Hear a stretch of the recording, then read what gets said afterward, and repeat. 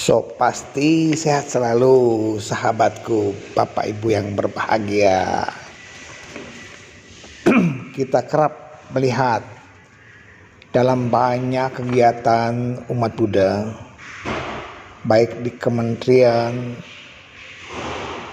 di wihara, atau di mana-mana. Ya, para peserta umat Buddha sering tidak mau duduk di urutan terdepan. Mereka kebanyakan memilih bangku di paling belakang dengan berbagai macam alasan. Takut ditunjuk mengerjakan tugas atau mereka tak bisa bebas dan lain-lain. Ketika duduk pun mereka kerap berkumpul dengan teman yang mereka kenal. Mungkin satu wihara, satu majelis, satu sekolah, satu perguruan tinggi. Mengapa mereka tak berani berbaur?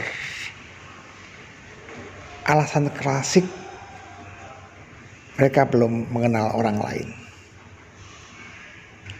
Belum mengenal, pasti. Tapi apakah kita tak mau berusaha mengenal mereka? Tahukah saudara, mereka adalah saudara kita dalam Dharma.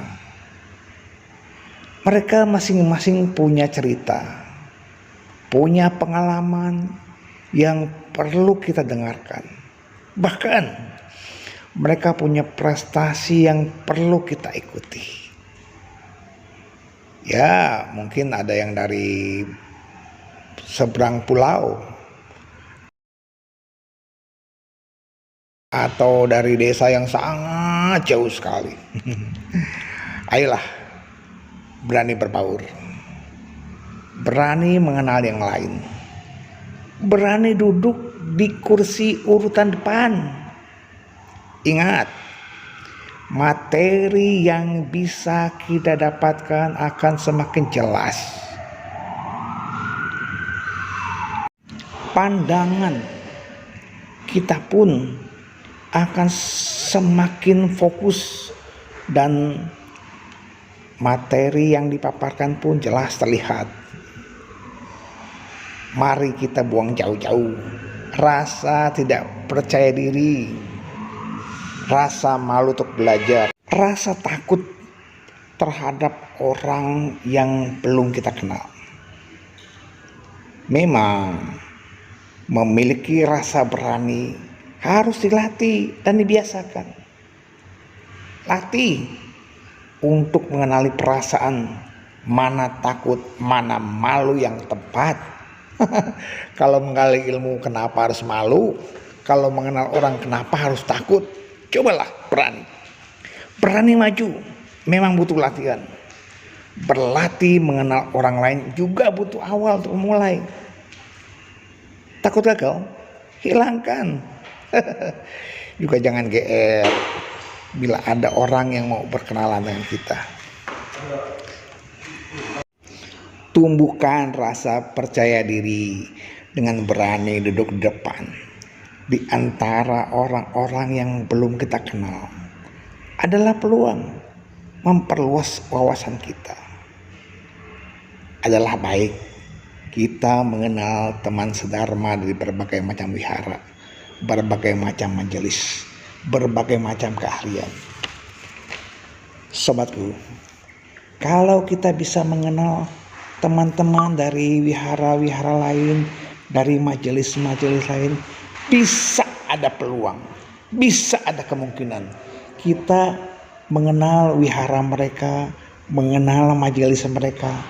Akhirnya kita bisa tukar pengalaman. Moga-moga kita bisa mendapat undangan dari mereka untuk bantu membabarkan bimbingan Dharma kepada anak sekolah minggu, remaja, pemuda. So pasti banyak wihara-wihara, banyak majelis-majelis yang juga butuh bimbingan Dharma dari orang lain yang punya kompetensi. Sekarang kita tunjukkan, kita buktikan. Memang kita tak bisa mengenal mereka dalam 1-2 hari.